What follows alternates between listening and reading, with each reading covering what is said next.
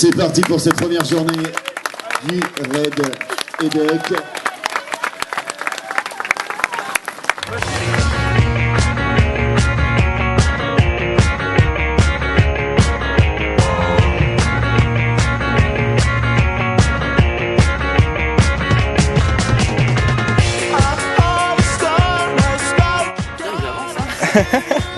On bombarde, on bombarde. Ça se passe bien pour l'instant? Ouais, impeccable. Hein. Et pour vous? Ça va. Bah nous on marche loin de vous hein, donc Ouais, nous, c'est plutôt en voiture. Donc. C'est mal local, là, il y a le cerisier, là, on va s'arrêter un peu. Ouais, Voilà, c'est parfait. Faut juste pas attraper. Comment dire. Non, je vais pas le dire devant la caméra.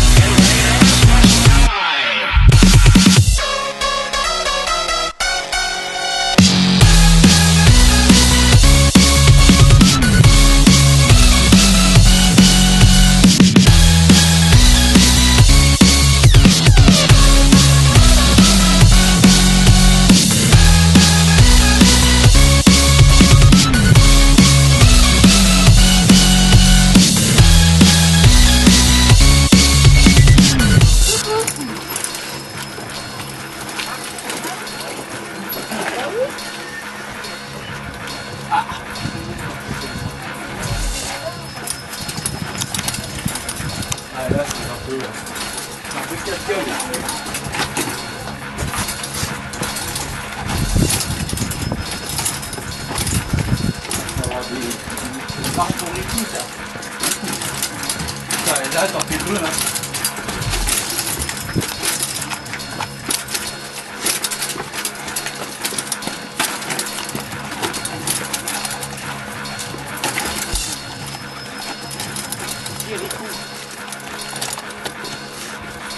Il est un peu avec nous, c'est moyen.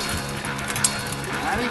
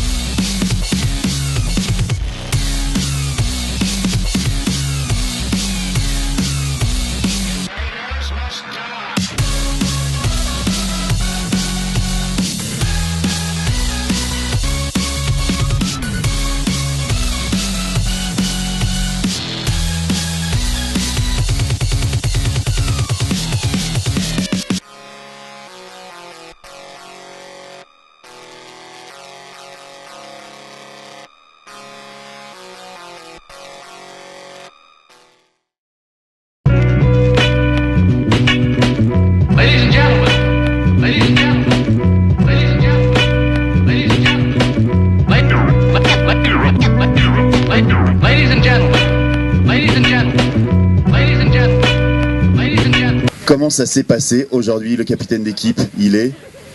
Ah, voilà. Bon, bah, ça s'est passé comme à peu près hier, c'est-à-dire qu'on a fait une course à peu près seul. On a eu... Comment dire? On a cru un moment qu'on arriverait à suivre le train et puis ils sont partis au train. Voilà, tout simplement. On n'a pas suivi. On a suivi de loin. Une équipe qui vient de loin, parce qu'il y en a qui viennent de Munich, Colmar, je regardais ça un petit peu. Non. Zurich. Zurich, c'est ça? Voilà, il y en a qui viennent de... C'est toi qui viens de Zurich? Mais comment vous faites pour les entraînements, justement? C'est la première fois que vous vous réunissez tous ou vous avez l'habitude de tourner ensemble? Non, on s'entraîne, on fait juste les raids ensemble. En fait, c'est ça. On s'entraîne chacun de notre côté. Grégoire est sur Paris. On s'entraîne entre le jardin du Luxembourg et le Bois de Vincennes, à peu près. Moi, je suis à Toulouse. Pierre est entre Orléans et la Normandie. Et on se voit 2 fois l'an pour faire des raids. Excellent, ça. On se retrouve entre amis comme ça pour partager, quoi. Aujourd'hui, l'activité, enfin le moment qui aurait presque pu vous faire craquer sur le raid ou qui vous a été peut-être le moins amusant, un souvenir dans la journée? Non, tout a été beau. Alors, le plus beau souvenir de la journée, la plus belle vue, L'arrivée au bivouac, là, depuis le réservoir là-haut, super. Encore un bivouac digne du Raid Edec, comme on en voit depuis plusieurs années maintenant. Et Grégoire, c'est la 8e fois? En fait, Johan m'a repris, effectivement, je me suis un peu avancé, j'avais dit 10 un fois, mais c'est 8, ouais. Enfin, depuis 2004, on avait commencé avec Johan. Bravo, aujourd'hui un petit rythme, le petit rythme dès le départ, et puis bah, on vous sent, voilà, autant sur le prologue, vous vous étiez fait un peu dépasser par voilà, peut-être le départ, etc. Et puis bah, vous êtes rattrapé, vous avez doublé tout le monde, et puis vous avez imposé votre rythme. Et puis bah, là, aujourd'hui, bah, c'était parti, pourtant un départ en masse, vous partez confiant, et puis bah, voilà, vous terminez largement. Une chose qui est demandée par l'organisation, ça serait bien d'arriver après que les checkpoints se soient installés. S'il vous plaît les garçons, c'est la seule chose qu'on vous demande pour les jours d'après. Si vous savez qu'il y a une balise, vous les attendez, d'accord. Comment ça... Donc à nous donner les balises et puis les horaires où ils veulent qu'on passe et puis il n'y a pas de problème. Au pire, si jamais les autres équipages, si jamais c'est pas les vestes vertes qui sont là, vous savez qu'il y a la team Quechua qui vous attend à la balise. On va faire comme ça maintenant.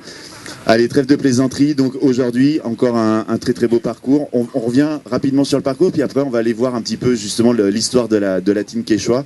Et puis on va essayer de vivre un petit peu votre expérience. L'étape du jour.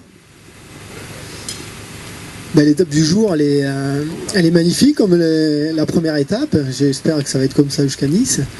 C'est vrai que en ce moment, c'est vrai que la nature est verte et il a plu beaucoup, donc c'est agréable de progresser dans cette nature. Après les activités, c'est vrai que les trekking un peu en montagne, c'est un peu notre spécialité. On aime bien, plus la pente se raidit et plus on se régale. Donc ça va pas mal. Le vélo, c'est vrai que c'est assez technique. Il y a des petits singles qui sont pas évidents à descendre, du moins sur le vélo. Donc ça impose quand même à descendre du vélo, marcher à côté. On passe pas tout sur le vélo. on est à côté aussi de temps en temps. Et non, des parcours somptueux et qui s'enchaînent relativement bien.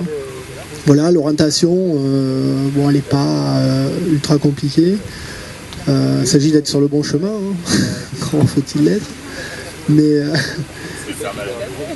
voilà, non. Et puis une super organisation, des gens très accueillants, très chaleureux qu'on trouve sur le parcours, ça c'est sympa.